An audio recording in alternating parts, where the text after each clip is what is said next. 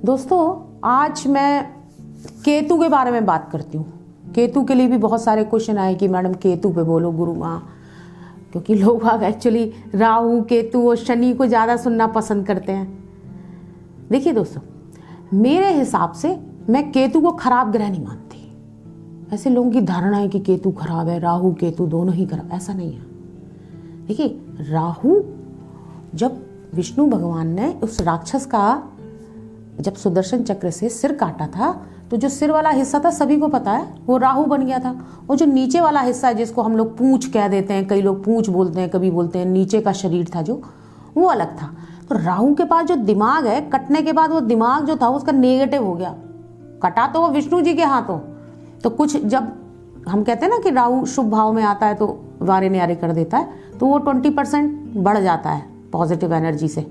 लेकिन राहु के बाद दिमाग है, और शातर वाला दिमाग है, धूर्त है, वो चालाक है, ज़्यादातर वो शॉर्टकट ढूंढता है।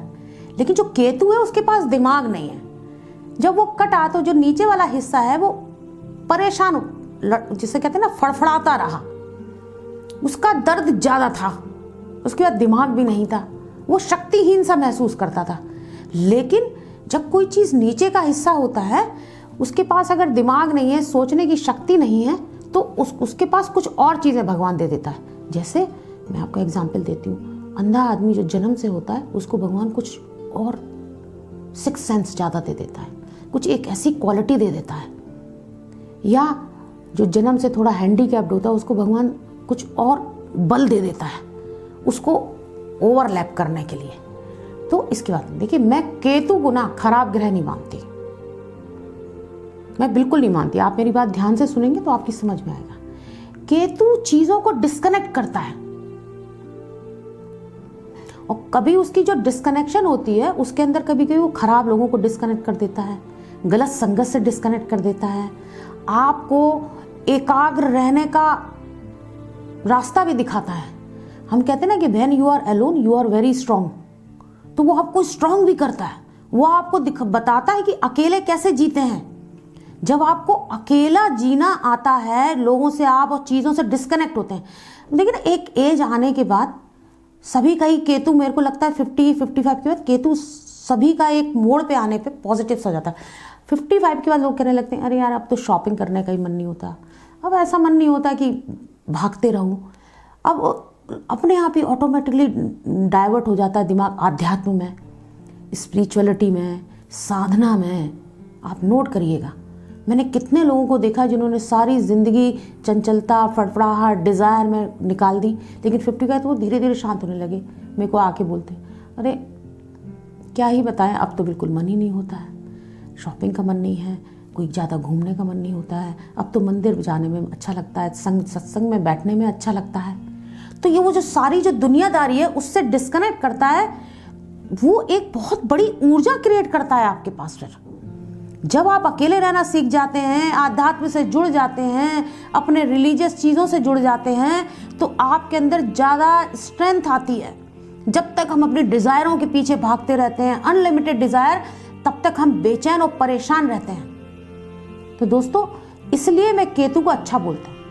केतु आपको मटेरियल चीज़ों से दूर करता है, केतु आपको फालतू के रिश्तों से दूर करता है, केतु आपको बुरे लोगों से डिस्कनेक्ट करता है, बुरी चीज़ों से डिस्कनेक्ट करता है। तो केतु कहाँ से खराब हुआ?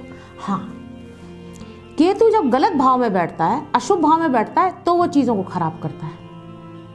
अब राहु वाले घर में केतु को बिठा दो और केतु वाले घर में राहु को बिठा दो, तो दोनों के लिए अनकंफर्टेबल है, दोनों की ऊर्जाएं खराब हो जाएंगी।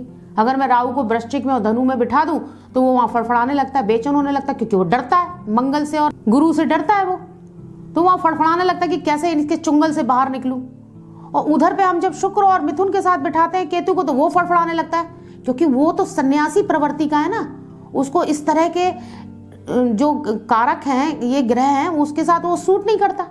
जरूर वो दैत्य ग्रह है, राक्षस ग्रह है, लेकिन उसकी प्रवृत्ति बुद्धि ना होने के कारण मोक्ष वाली है, इसलिए हम कहते हैं केतु मोक्ष का ग्रह है। अगर आपका केतु शुभ भाव में बैठा है तो वो आपको बहुत यात्राएं करवाता है, आपको स्वामित्व देता है, आपको धर्म की साइड जोड़ता है। और जिसका केतु कुंडली में अच्छे भाव में बैठा हुआ है वो जीवन भर अपने भलाई के काम करता है, अच्छे काम करता है, ईश्वर में विश्वास रखता है, बुरी चीजों से दूर रहता है। और केतु एक ऐसा ग्रह है जो बृहस्पति के साथ मिलके बहुत अच्छा फल देता है। आपको बहुत सद्मार्ग दिखाता है, आपको सम्मान दिलाता है, आपको बड़ी बड़ी यात्राएं करवाता है। अक्सर केतु ही है जो आपको बड़ी यात्राएं कराता है। हम जब आपको विदेश भेजने की बात होती है तो आपके केतु को स्ट्रॉन्ग करते हैं। धर्म के स्थान दिखाता है। जो लोग ये कहते हैं ना हमको 4 धाम करना है, उनका केतु जब प्रबल होता है तो 4 धाम और जो धर्म के स्थान है और भी जो सिद्ध प्रसिद्ध जगह है उधर पे आपको जाने को मिलता है। तो इसलिए केतु एक अच्छा ग्रह है। अगर वो अच्छे साथी के साथ बैठा हो, अच्छे भाव में बैठा हो, और जब वो अच्छे भाव में नहीं बैठा है तब वो पीड़ित हो जाता है, कमजोर हो जाता है। तो इसलिए जब केतु गलत भाव में बैठता है तो हम आपको उसके उपाय बताते हैं इसको ठीक करने के। ठीक करने में आपके केतु को हम थोड़ा सा प्रबल करने की, स्ट्रॉन्ग करने की कोशिश करते हैं। देखिए, राहु और बृहस्पति मिलके जहां आपको साधु की प्रवृत्ति देता है, वहीं पर केतु के प्रभाव से आपको वो सन्यास की भी प्रवृत्ति देता है। इसलिए जब केतु बहुत प्रबल होता है तो हमें मोक्ष की साइड हमारा ध्यान जाता है। जब भी केतु आपका 18 महीने केतु जब आपका घूमता है या वो शुभ भाव में आ जाता है, अच्छे गोचर में आ जाता है, तब आपकी प्रवृत्ति चेंज होने लगती है और आप चेंज होने लगते हैं। या आपका जन्म से ही केतु लग्न में अच्छे भाव में बैठा है तो आपकी बड़ी धार्मिक भावना होती है। और जब हम धर्म की साइड चलते हैं, ईश्वर की साइड चलते हैं, तो हमें सफल होने से कोई रोक ही नहीं सकता है। आपका बृहस्पति भी मेहरबान होता है, मैंने आपको पहले भी अभी बताया थोड़ी देर पहले। तो मैं केतु को अच्छा मान के चलती हूँ। लेकिन दोस्तों, जिनका केतु गलत भाव में बैठा है, अच्छे फल नहीं दे रहा है, या कुछ उसकी दशा चल रही है, या वो अभी जैसे हर 18 महीने में चेंज होता है, वो चेंज होके कुछ गलत घर में आ गया है, उसके लिए हम उपाय कर सकते हैं। हम केतु के लिए सबसे बड़ा उपाय होता है कुत्ते को पालें। बेजुबान जानवर जिसमें कुत्ते को पालने से आपको बहुत पुण्य मिलता है।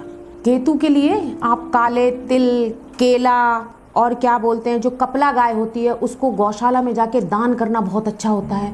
जो सड़क में कुत्ते घूम रहे हैं उनको खाना खिलाना बहुत अच्छा होता है। चींटियों को आटा और चीनी डालना बहुत अच्छा था अगर आप डालते हैं केतु के उसमें। काले और सफ़ेद रंग के कंबल बांटना बहुत अच्छा होता है। रुद्राक्ष पहन सकते हैं आप बृहस्पति भगवान की साधना भी कर सकते हैं। देखिए, बृहस्पति भगवान की साधना तो आपको करनी ही करनी चाहिए, क्योंकि इस पूरी कुंडली में बृहस्पति एक ऐसा ग्रह है जो बहुत शुभ है। और आपके जीवन की जो भी अच्छी चीजें हैं ना, उसमें बृहस्पति का जरूर इंटरफियरेंस है या लिंक है, कनेक्शन है। चाहे वो शादी ब्याह हो, मान सम्मान हो, चाहे वो आपकी धर्म हो, रिलीजियस हो, आध्यात्म की साइड जाना हो, ये सारी चीजें, धनोपार्जन हो, ये सारी चीजें के बीच में हमारे गुरु बृहस्पति ग्रह जरूर ही होते हैं, उनको पूजना जरूर ही होता है।